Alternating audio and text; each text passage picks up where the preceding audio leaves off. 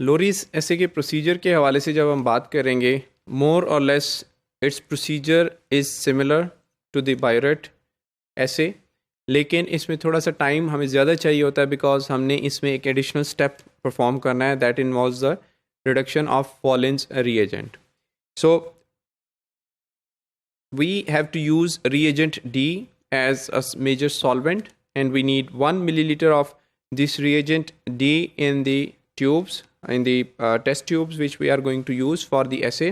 अब यहाँ पे हमें डिसाइड करना है कि if we are going to prepare the standard curve for particular assay so that we can determine the concentration of unknown samples, or we already have prepared a standard curve and we will use that one. We are going to talk about preparation of standard curve, जो हमने पहले भी बात की बायोरेट reagent के हवाले से. हमें मटेरियल और मेथड में BSA की डिफरेंट कंसंट्रेशन वाले सॉल्यूशंस यूज़ किए, सॉल्यूशंस की हमने जो है वो प्रिपरेशन की ताकि हम स्टैंडर्ड कर्व प्रिपरेशन की तरफ जा सकें. So once we have 1 milliliter of reagent D in the test tubes, then the next would be addition of different BSA dilutions in different tubes. 100 microliter of the BSA dilutions are going to be added separately in each tube, and then the second set of the tube will be of these protein samples of unknown concentration.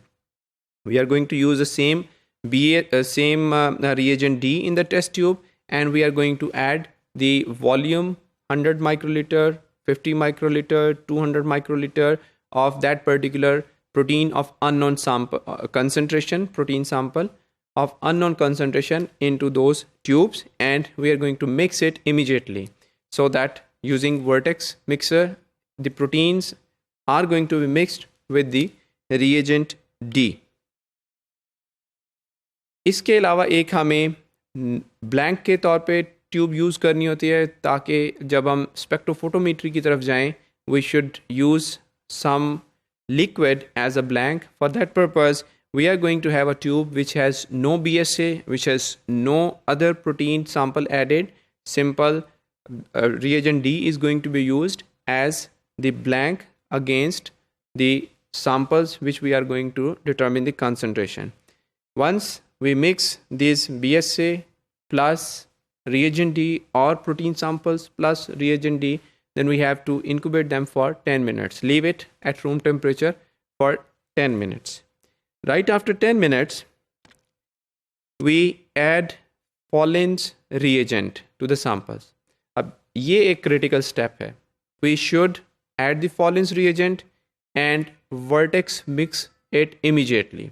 अगर हम इसको इस तरह से plan करें कि पहले हम हर ट्यूब में Paulin's reagent डालेंगे फिर मिक्स करेंगे, then we are going to create problem. There may be a problem because जैसे कि स्टेबिलिटी के हवाले से बात हुई थी, Paulin's reagent is stable at acidic pH. हमने उसको एक बेसिक pH वाले solution में ऐड किया, and if we don't mix it up, Paulin's reagent is going to be destabilized. So the plan should be like this. As soon as you add Paulin's reagent in one test tube, immediately vertex mix it and then place it on your working bench. In this way, step by step, complete all the tubes by the addition of Paulin's reagent and by the mixing them immediately, and then leave it for 30 minutes at room temperature. So this is the additional time. When we compare this method with the Biuret method, this is the additional time which we have to use for this incubation. So 30 minutes at room temperature is sufficient enough for the Paulin's reagent reduction and development of blue color. So here, if we have more and more protein, there are more and more tyrosine residues, more and more phenolic groups in the tyrosine residues. So the color intensity is going to be different in each sample.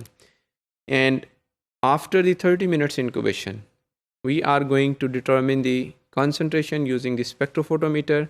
Again, we have to use a blank. The blank will be the reagent D without any addition of anything, any protein, any unknown sample. And then that blank is going to be corrected for any absorbance value in the our experimental samples. Once we get the optical densities from the known BSA samples, we are going to draw a standard curve of this protein, like we talked in the Biuret assay method.